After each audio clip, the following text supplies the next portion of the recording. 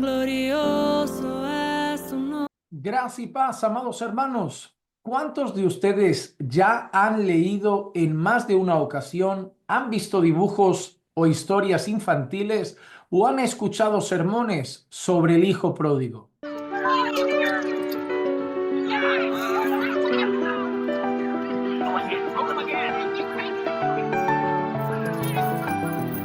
En el día de hoy quiero traer una curiosidad, una cosa que a lo mejor han leído, pero a veces han pasado por alto. Es probable que lo que vaya a decir ya lo conozcan. Si es el caso, luego en los comentarios ponen yo ya lo conocía. Pero si no es el caso, luego también en los comentarios ponen algo como hoy aprendí algo nuevo. La curiosidad que quiero compartir con ustedes tiene que ver con un versículo en particular de esta parábola, de la parábola del hijo pródigo. A partir del versículo 20, cuando el hijo pródigo vuelve a casa, leemos lo siguiente. Y levantándose fue a su padre, y cuando todavía estaba lejos, su padre lo vio y sintió compasión por él y corrió y se echó sobre su cuello y lo besó. Y el hijo le dijo, Padre, he pecado contra el cielo y ante ti. Ya no soy digno de ser llamado hijo tuyo. Pero el padre dijo a sus siervos, pronto, traed la mejor ropa y vestidlo, y poned un anillo en su mano y sandalias en los pies, y traed el becerro engordado, matadlo y comamos y regocijémonos, porque este hijo mío estaba muerto y ha vuelto a la vida, estaba perdido y ha sido hallado. Y comenzaron a regocijarse. Mira qué interesante. El versículo en el que me quiero centrar es aquel versículo donde cuando el hijo vuelve arrepentido, el padre lo abraza, el padre lo besa y de repente el hijo dice que él no es digno de ser llamado su hijo.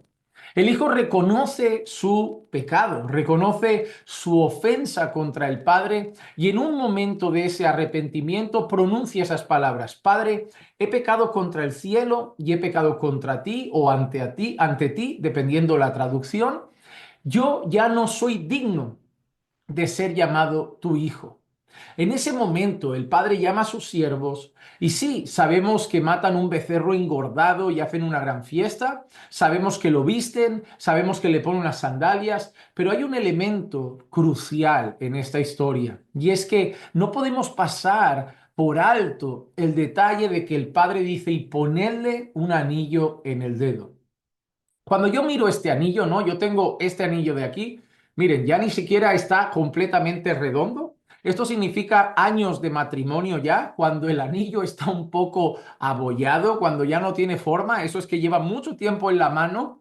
Pero este anillo para mí, a pesar de ser metal, a pesar de ser un metal en concreto, tiene un significado, ¿verdad? Si ustedes ven este anillo en mi mano, ustedes lo primero que van a pensar es que este hombre está casado. Para mí tiene un significado, ¿no? Tiene un significado personal, tiene un significado incluso en algún sentido de recuerdo del pacto que hice con mi esposa Clisia delante de Dios. Esto me recuerda la unión espiritual que tengo con mi esposa, el cómo somos una sola carne, en cómo el pacto que hicimos ante Dios es hasta que la muerte nos separe, ¿no? Ya sabemos que aquí no está el secreto del matrimonio, que tener o no tener puesto este anillo no va a hacer que tratemos mejor o peor nuestro matrimonio, pero este anillo representa algo, ¿verdad? En otros contextos yo sé que algunos tienen anillos cuando acaban la facultad, cuando se acaban de sacar una licenciatura o una maestría, algunos tienen un anillo, ¿no? El anillo de la graduación, el anillo de la colegiatura, el anillo de haber terminado esa maestría, esa licenciatura, y cargan su anillo para que todo el mundo sepa que ellos son licenciados, que ellos tienen una maestría, que ellos son, bueno, gente que ha culminado ciertos estudios. Había un seminario teológico incluso que yo conocí, yo no sé si otros lo harán, pero también cuando una persona acababa su maestría en estudios teológicos, se les concedía un anillo, que lo compraban obviamente, pero ese anillo entre ellos, entre ese grupo de personas, les decía que esa persona tenía un máster en teología, una maestría en teología.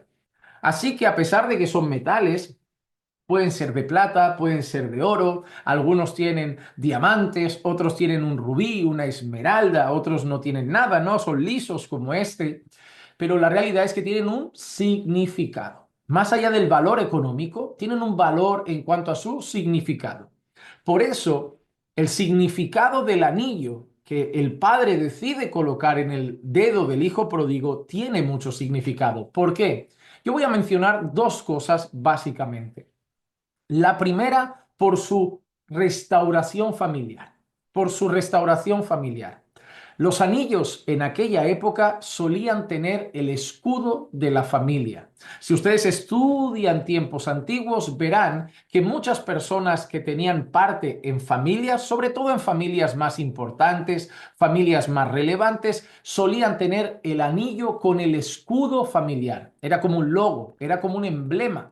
¿Por qué? Porque antiguamente muchas personas usaban ese escudo para tener una representación de que estaban vinculados a una familia, pero también para sellar documentos. Antiguamente se utilizaba la cera. Ponían un poquito de cera en un pergamino y a lo mejor le ponían ese anillo, lo aplastaban ahí y ese anillo quedaba grabado. El escudo de la familia quedaba grabado en ese montoncito de cera en el pergamino y cuando llegaba esa carta a su destino veían el escudo y decían, esto viene de la familia Baz, eso viene de la familia en, no sé, Fernández, eso viene de la familia Sousa, ¿no? Por el escudo. Eso lo hacían también los reyes, para mandar comunicados le ponían el escudo de la casa real. Entonces, para muchos, ese escudo tenía vinculación a la familia, tenía vinculación a la familia. Y en segundo lugar, ese anillo también solía mostrar que una persona tenía una posición de autoridad. No todas las personas de una casa solían tener el anillo. A veces sobrinos, primos, gente por ahí, no solían todo el mundo cargar con el anillo de la familia. Usualmente eran los padres, el padre, el cabeza de familia y los hijos varones. Usualmente son los que cargaban ese anillo porque se les consideraba como parte de la autoridad de esa familia, ¿no? Primeramente al cabeza de hogar y luego los hijos varones como secuencia de esa autoridad familiar, de ese liderazgo masculino en esa familia. Así que por un lado tenía vinculación a ser parte de una familia y por otro lado tenía vinculación a esa posición de autoridad. La gente cuando veía el anillo decía, bueno, este debe ser hijo de una familia importante quizá, este debe ser el padre de una familia importante. ¿Y por qué es tan relevante ese anillo? Porque el hijo pródigo llega pensando, bueno, voy a volver a casa, pero me voy a conformar con ser un siervo ahora. Me voy a conformar con que sea un trabajador más, porque al menos voy a tener comida caliente, un techo sobre mi cabeza y voy a estar protegido. ¿No? Él volvía con la intención quizá de simplemente conformarse con ser un siervo. Él pensaba, he perdido mis derechos familiares, he perdido mi autoridad dentro de la familia, he perdido mi vínculo familiar porque he tomado la herencia, me he ido y encima me la he gastado toda. Ahora no puedo volver a recuperar todas las cosas. Sin embargo, cuando el padre llega, el hijo se lo dice, le dice, yo no soy digno de ser llamado tu hijo. Él lo acepta, él reconoce, yo no soy digno de ser llamado tu hijo. Pero el padre, cuando le dice a sus siervos, vestidle, ponedle sandalias, y de repente añade, y poned un anillo sobre su dedo, no era un anillo cualquiera, no era simplemente una joya decorativa, era probablemente el anillo de la familia. El padre le estaba diciendo al hijo, tú sigues siendo mi hijo. Tú eres de la familia.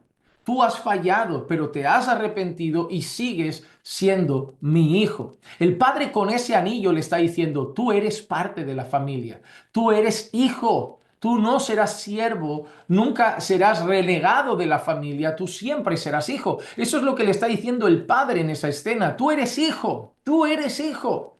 El hijo se había arrepentido, se conformaba con ser siervo, pero el padre le devuelve la posición de hijo y además delante de los siervos le dice, él tiene autoridad de hijo.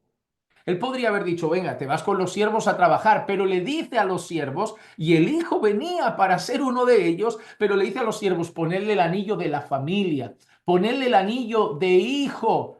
Él no será un siervo, él es y será siempre un hijo.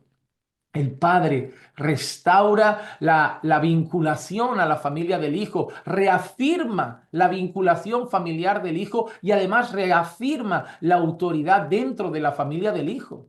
No solamente no es un siervo, sino que es puesto normalmente y de una manera clara en la posición de hijo en la que le corresponde, sino que además se le da esa autoridad familiar con ese anillo de la familia, con ese anillo de la familia. Posiblemente esas cosas son las que molestan también a su hermano, ese hermano que se creía moral, ¿no? Que representa a los escribas y fariseos, que creían que no tenían pecado y que ellos tenían su propia justicia porque lo habían hecho todo bien y siempre habían obedecido al Padre, ¿no? Ellos representan a ese hermano moralmente correcto, pero lleno de maldad en el corazón y tan pecador como el otro, solo que con pecados diferentes. Entonces, seguramente cuando ese hermano ve esa restauración de hijo diciendo, se va con mujeres, se lo gasta todo en vicios y vuelve e hijo como si nada. Qué historia, ¿verdad? Qué historia que nos deja tantas enseñanzas. Y si pones el hijo pródigo Juan Manuel Vaz en YouTube, seguramente te va a salir el mensaje completo donde vas a tener una enseñanza preciosa sobre esa parábola. Pero mi cuestión en esto es, ¿tenías claro estos datos sobre el anillo que le pone el padre al hijo? ¿Habías y conocías la importancia de ese anillo familiar en aquella época? ¿Sabías lo relevante que era ese anillo familiar? Si eres de los que sí, recuerda poner, yo ya lo sabía. Si eres de los que no, recuerda poner, yo ya aprendí algo nuevo. Pero esto nos tiene que servir, estas curiosidades bíblicas, para recordar lo que ya les dije en el vídeo sobre la Odisea, un vídeo de hace un par de días. Pueden entrar al canal y ver un par de días atrás y verán una curiosidad también de la Odisea. Pero esto nos recuerda cómo la Biblia no tiene casualidades, cómo las palabras no son elegidas al azar, cómo cada cosa tiene un porqué y la importancia de estudiar el contexto. Saber el contexto cultural, geográfico, histórico, para entender mejor las cosas que pasan, que se ven y que suceden en algunas escenas de la palabra de Dios. Espero que este vídeo haya sido edificante y si lo ha sido, oye, pues puedes apoyarnos. ¿Puedes apoyarnos cómo? Pues con un me gusta, compartiendo el vídeo. Eso ya nos ayuda, no te cuesta nada más que unos segundos de tu valioso tiempo, pero será una forma de decirnos, sigan subiendo contenido para edificación del pueblo de Dios. Que la gracia y la paz de nuestro Señor Jesucristo sea con todos ustedes siempre. Recuerden que los amamos en el Señor.